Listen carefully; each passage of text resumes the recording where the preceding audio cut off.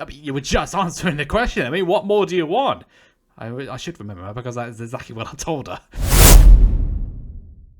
As you're aware in the last video, I didn't have the best of times at the Brazilian Cup. We fast forward 2 weeks to our next event. It is time to make amends at the annual TKM Festival.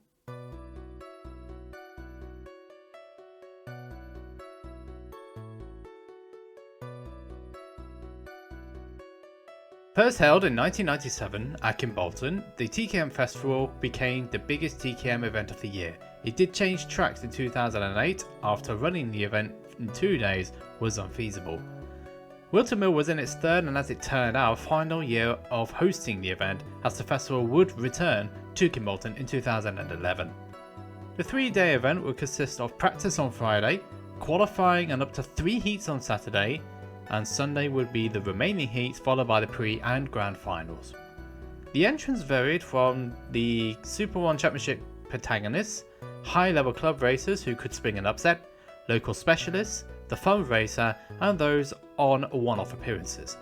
I would fall under local specialist and high level club racer because I wasn't participating in Super 1 that season. I still have the original proposal for the 2010 season. If you haven't checked out how my season has gone prior to this point, check out the video on the top right hand corner to find out more. The entry list was stacked in terms of talent at the time, with current and previous winners along with those who were well known in the class.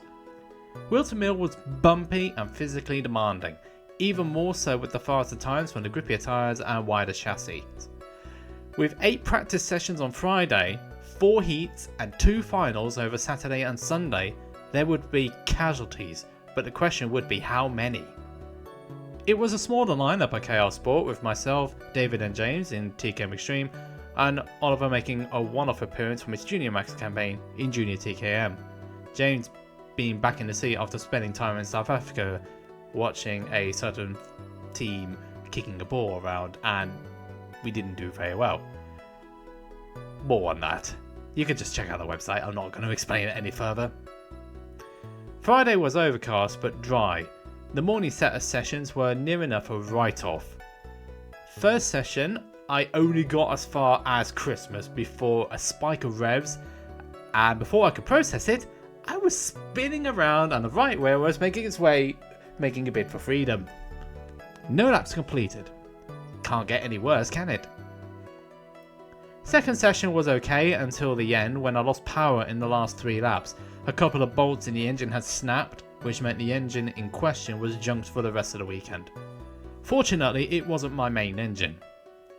Third session, new engine, new problems.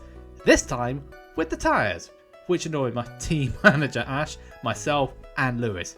I had one tyre go flat, with 2 others on the way to going flat. I didn't have a representative lap time at that point, and it was starting to annoy me somewhat. Fourth session, and the final one of the morning, was the first session I felt comfortable, and despite being stuck behind another driver for the majority of the session, I was able to find time and be quick. It had been a challenging morning, but we were going in the right direction at long last, and we're looking forward to the afternoon sessions. The times you needed to be doing on that day to be at the front was a mid 46, which was 2 seconds quicker than last year. The front group was only separated by 2/10, which isn't much, but when you consider that over 20 drivers were capable of reaching that level, it was going to be close.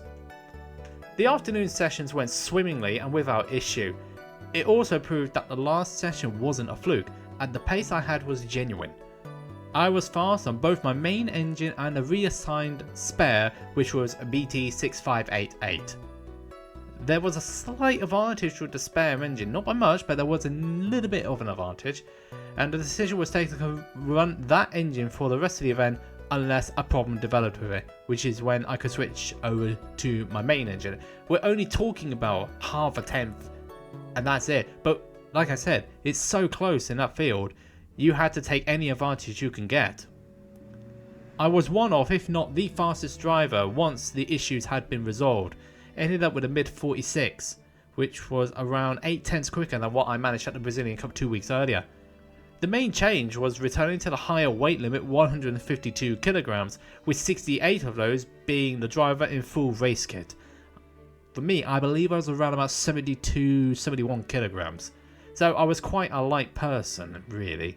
I needed about so many kilos of lead on. If you couldn't make the driver weight comfortably, if you couldn't make the high weight limit comfortably, once your driver weight had been taken into account, you can then use a ballast to prop up the weight so you can get to the minimum weight limit. The three of us, myself, David and James, were all in the same 10th of 46.4. I was a 46.47, while David and James were 48 and 49 respectively. I think it was in that order. Either way, we were at the front running pace. A difficult start ended up with me being fastest. A boost after the Brazilian Cup issues. I kept my interest in the junior category for two drivers. First of which was Oliver, who I already mentioned was on a one-off appearance and the reigning British champion, and Sophie, who I mentioned in the previous chapter. From what I remember, she had a mixed day. She did ask about what times I was doing towards the end of the day and was pleased to see me back on the pace when I mentioned I was doing 46.4s. Yeah, quite fast, and she was happy with that. I think she had a senior driver in the audience, so just a little bit of pace from her. But either way, what turned out to be a bad day turned out to be an exceptionally good one. It was now on to Saturday. Saturday would throw a spanner in the works because of overnight rain had soaked the track. It was also drying as each session was progressing. It hadn't fully dried when qualifying was happening. We had two practice sessions to re-acclimatise us to the track, and I believe at some point between the second session and qualifying it rained again. For briefly, I don't know how long, but it wasn't that much, but it did change the track conditions again. My session was when the track was at its driest, and it was a frustrating one. Pressure was on as the fastest lap would be at the end of the session and on the final lap. Unfortunately, on my final lap, I caught a slower driver just after Parker but before Chapman. I was trying my best to keep the lap going. They saw me and were trying to let me through, but unfortunately we met in the middle. I went flying up, down. Fortunately, I didn't lose my chain because I had a sprocket protector. I think I've already explained that some way, but I always had a sprocket protector ever since I joined Chaos Sport, and they have been a lifesaver. I knew I had the pace to be fastest, but ultimately ended up in 5th as a result of what happened. It happens, swings and roundabouts. Worst case scenario would be starting on the 5th row for my heats. What was another kick in the shins, or somewhere else Toto Wolff would put it, was that just before my final lap, I was actually fastest. And then everybody else improved. I did, but I didn't improve to the same part to end up fastest. Strangely though, I didn't end up on the 5th row for my heats. The session hadn't been split because the ruling for different track conditions hadn't been implemented. All the fastest times of the two sessions were 101% within each other. Either way, I was at the front of Group E, so for the second year in succession, I would start on the front row for each heat. I was relieved on hearing this development. Others weren't so fortunate. The juniors were also affected, but not as badly. In the TKM Extreme class though, there was uproar. So much so, the meeting had to be delayed while the issue would be dealt with. Absolute cinema! Everyone was called to see the Cargo course in Par Ferme to resolve the problem. As it turned out, the 101% rule hadn't been implemented despite an obvious change in track conditions. You can now understand why there was an uproar in the paddock. Time to grab the popcorn. Thanks. It needed to be a unanimous agreement between the fastest 5 of each session. Well, I believe that was the case. The details are a little bit murky, but it didn't matter as it wasn't unanimous, so I would remain at the front of Group E. Mind you, not many of us got along with the Clark at the best of times, myself included. Something I knew all too well from last year's GP plate. Different Clark, but it didn't change my trust in them. James and David were in the first session, which the former had been quickest in, and they suffered because of the conditions and the lack of the implementation of the 101% rule, which I've already mentioned. Sophie was asking me what was happening with everybody being called up. It was to do with qualifying, which I said. She recalled a time where her and the Clark didn't see eye to eye. Something to do with a power struggle. Told off for answering a question, or something along those lines, which did amuse me. catch-22. In trouble for not answering? Or in trouble for answering? What was funnier was that it was the same clerk who was trying to resolve the qualifying issue. She was asked a question about what had happened in an incident which I don't remember or I was never told about, and then she was cut off. Then being more trouble for continuing to answer. Bit silly when you think about it. I mean, you were just answering the question. I mean, what more do you want? I should remember her because that is exactly what I told her. Anyway, where's the sense in that? You tell me, because I can't see it. The heats in typical English weather fashion would be sunny and dry. Had a clay pigeon shooter, otherwise known as Matt Bell, who was a top competitor a few years ago, so I had to keep myself on my toes for the 8-minute plus 1 lap encounter. I held second for the first part, watching to see where I should make my move. It took me about 4 laps to make that move, and I did it on the second part of the boot, where it goes left and then right. Managed to get through it on the right hand side and get the lead.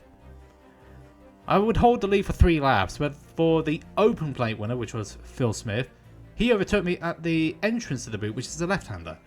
I fought back on the next lap at Christmas, but I did mess up the move. Yes, I got the lead, but I put myself too wide for the left-hander. The annoying thing about it is that I knew I had done it. Going through the, I think it's a Zulu section, I think at the very top of the circuit, I was too far to the right. I had to look to the left and I was like, yeah, I think I know what's going to happen here. Tried my best, but he got me back on Ashby, which is fine. But I did drop the third for it because I got a bit pushed out wide. The following lap I had to defend into Christmas to prevent myself from losing any more places. I did reclaim second at the entrance to the boot after, I think it was Aaron Mayo, who was trying to attack Phil, made a mistake and got around the outside of the left pod. The last 3 laps were me unsuccessfully trying to chase down Phil, but second was in the bag. Just like last year, a good start to the heats. Heat 2 was around 45 minutes later. The outside once again, this time against last year's 5th seed, I believe was Chris Rennick. David, my teammate, was also in this one along with my club championship rival, I think it was Joe Porter. All the heats are tough. This was on another level because the latter 2 were fighting for the Super 1 National Championship that year.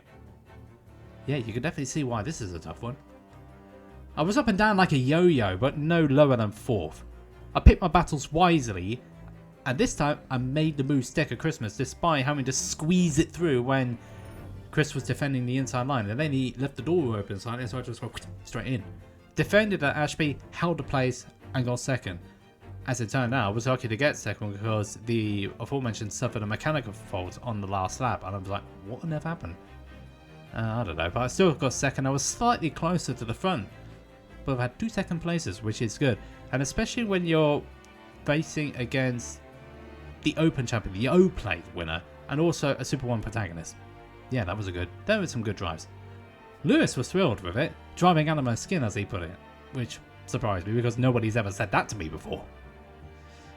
That was me done for the day, as my 2 other heats would be on Sunday.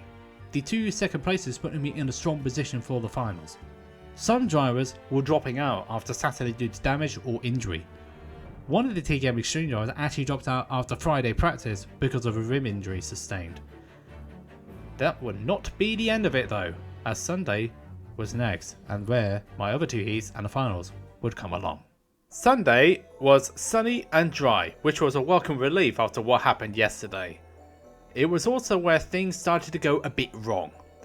I wasn't wise in my battles in the 3rd heat, the pressure got to me and I only ended up 7th. In the 4th heat I got driven over the top of on the first lap of Christmas and had a non-finish as a result. Not helped by the fact I had suffered a niggling right shoulder injury which would plague me for the rest of the event. Despite that, my 7th and my DNF, I will start 13th in the Elite Final, which was actually the highest grid stop for me at the time. 14th in 08 and 16th in 09, along with my 13th this time around gives me an average position of about 12, I don't know. Well, don't take my word for it though. I believe it's around about, the average position was be about 14th. 14.3 I think is the average.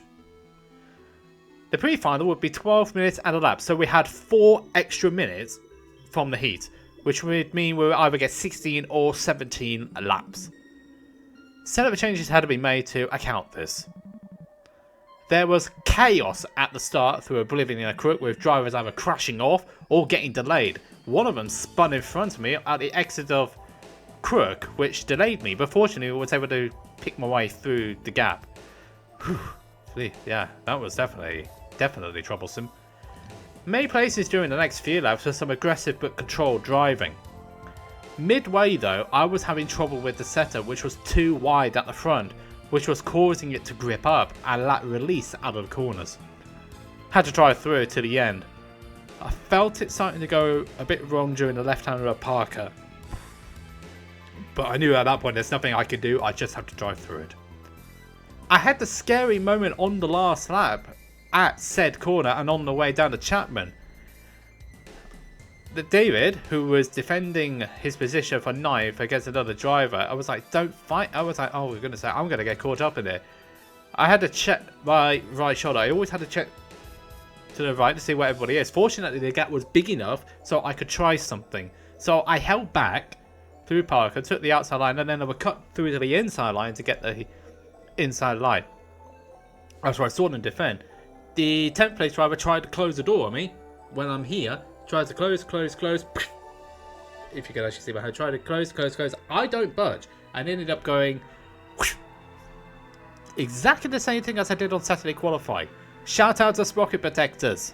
I didn't budge, and the other driver went into the side of me. He initiated the contact. I didn't. I went flying up. Fortunately, to land both on wheels and not further injure my shoulder. I firmly shut the door going into the boot section and managed to get 10th for it. Same place as last year. There was work to be done on the setup regarding the front end, and fortunately we knew what to do. We took out all the spaces at the front and changed the tyre pressure to make sure the car was handling at its best in the middle and final part of the grand final. The TKM Extreme Elite Final is the signature race of the event. It's also the closer. Before that, I need to explain the differences between the Elite and the Festival Cup Finals. It's simply put that the Elite Final is for those 34 drivers who scored the highest points in the heats, and the Festival Cup is for the other 34 who didn't quite have enough points to make it into the Elite Final. This was the same for both TKM Extreme and Jnr TKM, while Senior 4-stroke had its own separate final because there wasn't a big enough group to make 2 finals out of it. Before the TKM Extreme Elite Final, we would have the Festival Cup Finals for both Junior and Senior 2-stroke, the final for Senior 4-stroke, and the Junior Elite Final. First up is the Jnr TKM Festival Final. Those videos are actually uploaded on a separate playlist, check that over there. The reaction videos for each final will be up and coming, they will need to be filmed of course, and separate links will be provided to you in the description when they're online. Sophie was on pole after winning the pre-final. I think she got taken out in the start of her 4th heat, which meant she didn't cross the line, so it meant it did not start. I was asked to push start her, but had another person help me as I hadn't done it before. Almost went headfirst into the fence. Yeah, that didn't exactly go according to plan. I was lucky not to get any sort of head injury after that. After the start, I went to the awning to debrief and do the setup changes for the final. Once that was done, I walked out to go to the ability and crook section, which is turns 1 and 2 at Whilton Mill, to see another junior teammate, Billy.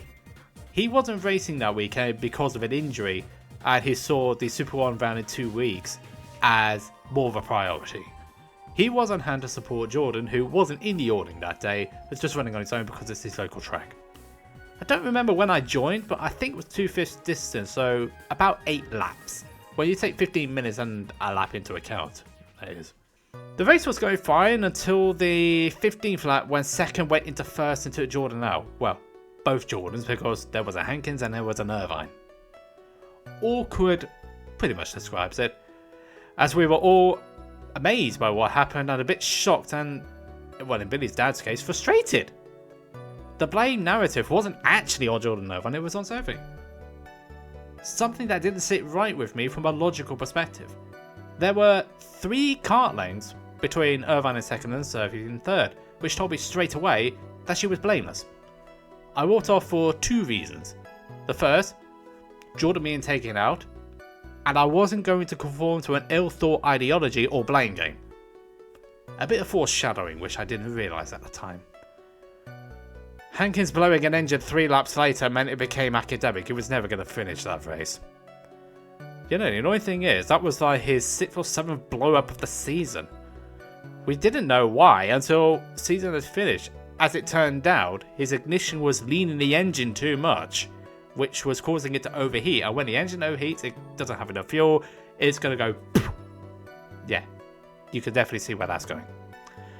Sophie went on to win that final despite a last lap scare with a back marker, which actually did nervy. It was a bit nervy on me, but I was seeing that happen. I was like, this might not end well. Fortunately, it did. Small celebration for me, and then it was back to business. At that point, I was walking back to the awning, which was, where Parfuming was actually. The set of changes had been made, the tyres passed their best, 10th on the grid for the 2nd year in succession, and nervous as anything.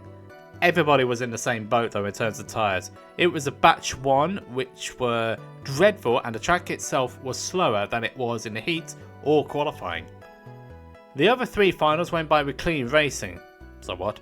The Junior Elite final was decided on the final lap, and then it was the Extreme Elite final, the final I was in. I was bricking it on the dummy grid, but I knew I had a job to do, so I had to knuckle down and get on with it. Immediately at the start, I was run up the rear into oblivion, and then I was hit even harder at Christmas, which spent me out of the defending queue. Yeah, not good. My race almost ended on lap 1 again. I had to defend hard to keep a hold of position, so I ended up in 13th at the end of lap 1. In front, there was the first lead change. Still 13th. The second lead change happened at Christmas on the 3rd lap. While that was all going on, I overtook Alex Thomas at the same corner for 12th. I then gained another position when Ash Crossley got pushed wide, which meant I was now 11th. Phil Smith took the lead again into the boot, which made it 3 lead changes. Chris Bennett took the lead straight back again at the limit on the very next lap. Virtually everybody defended the line up to Christmas, including me. My assailant for lap 1 became a cropper when his desperate driving got the better of it, and he ran into David. Yeah, not very good. I got 2 more places than 9th. David dropped to 21st, and Rob ended up in about 16th. A further incident at the boot, I do apologise, pushed the latter even further down the field and split the pack. 4 laps in, 4 lead changes, and 15 drivers in the lead group, and I was in the middle of it in 9th. It did calm down for the next 3 laps, maintained 9th because I overtook another driver, but Ash Crossley got me back. And then it all kicked off at the beginning of lap 8. Team AJ's on James Ogden at Christmas did not end well for either of them. No space was given, contact was made, with James spinning off, the other James being delayed, and then directly behind me, 6 other drivers came to grief. I think it was Dan Butcherlaw spun around Alex Thomas, who was trying to overtake him, which sent Alex to the grass. Dean Gobber lost his nose cone. James and Daniel both restarted, but they retired in the pits at the end of that lap. They were joined by the noseless Goldberg a lap later. I only knew the incident in front. I was displeased and annoyed at the time, which I shouted about, but I did later retract once James told me his side of the event. As it turned out, as I mentioned, he wasn't given enough space. The move was on, just not enough space given. Tire on tire, you guessed the rest. There were 5 in the lead group, with me and Ash Crossley not far behind, so the lead group had been split in half effectively, from 15 drivers to 7. The next 4 laps I think it was went quietly, but either way I did get up to 6th again. And then I got Rennick at the start of lap 13, but I made a small error at Parker, which dropped me back down to 7th. Added a little bit behind. Had to shake it off and get myself back in the game and catch up. The lead changed for the final time on the next lap with Joe Porter passing Phil Smith at Ashby. Smith dropped to 4th as a result. I was keeping a watching brief, ready to pounce on any mishap while keeping an eye on what was going on behind me. There was a big gap, around about 2 to 3 seconds behind the next group, which was a group of 3, which were the delayed group from lap 8.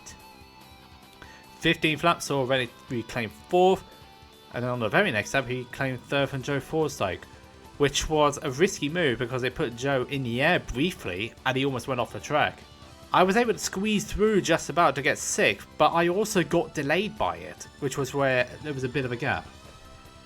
Phil Smith overtook Ash Crotty again on the 17th lap, no other changes after that, and the position stayed as well. I did close up to that battle, but I wasn't close enough to attempt an overtake. So 20 laps, 6th overall, and annoyingly 1 place off a trophy. Only the top 5 got a trophy in the final, which... damn it. It got a bit annoying. It really was annoyed. In a good way, of course, because it was my best result I had taken in the TKM Festival, and especially doing it at a field of that caliber. That's a big wow. I got confused at the end when the marshals were waving all their flags. So you know how F1 sometimes, when they, at the end of the race, they used to throw all the flags out to show appreciation to the drivers? That's exactly what happened there. I was like, what's going on all of a sudden? I was like, why are you all waving flags? It was real confusing for me. It was still an enjoyable race. It was a clean one. Hardly any incidents apart from the aforementioned. And it was just exactly what a race needed to be. Good, clean, respectful racing. Which is a little bit hard to find nowadays. Well, without it being forced. 2 seconds covered the top 6 after 20 laps of racing showed how competitive and close it was. I watched the trophy presentation and then went back to the awning for the debrief, but I don't remember what happened. All I remember is that I spoke to the winners of the Jnr Festival and Jnr Festival Final. The latter was my teammate in 2008. We still got along. It was just more of a case of why the chassis and how it went, more that sort of thing. But it was good to see that the two of us still got along. It was a battering and bruising weekend all round. I was just glad it was over because I was a wreck after everything was done. My ribs were killing me, and also this was hurting me quite a bit. Was it worth it? Absolutely. What wasn't worth it was the fallout of the Jnr Festival Final, which had boiled over onto Facebook. Meaning I had to be blunt and to the point to my own junior teammate for it. Because I'd seen it. He hadn't. He'd been told something else which was completely different to what actually happened. You see the ideology about the blame game? It's amazing what happens when the wrong words are said to the wrong ears. And it's amazing what it could do to people, isn't it? I did tell Lewis about it next time we meet, which was a couple of weeks later at the August Whilton event.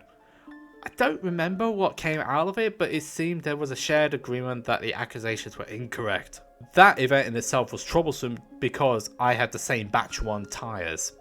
I was just glad it was over. Yeah, it's not an event that I remember fondly because there weren't that many drivers because it was a Clay Pigeon Super 1 event. And 2 weeks after the festival, not many people entered. Yeah. Even though I did take all 3 wins in the final, it just wasn't... yeah, it wasn't the vibe. I just raced around just to get the results. You gotta do that sometimes. I would like to apologise to Jordan for the bluntness of what I said on Facebook once the TV footage was released. He actually changed his opinion on it when he saw the footage and realised that he was wrong. It takes a good amount of understanding to realise that you were wrong in saying it. So that was a good bit. So that was a small win. It was also a small win in trusting my judgment. This isn't me taking sides either way, by the way. I called it as I saw it, and it turned out I was correct. There is a reason why you should hold judgment until the evidence has come out.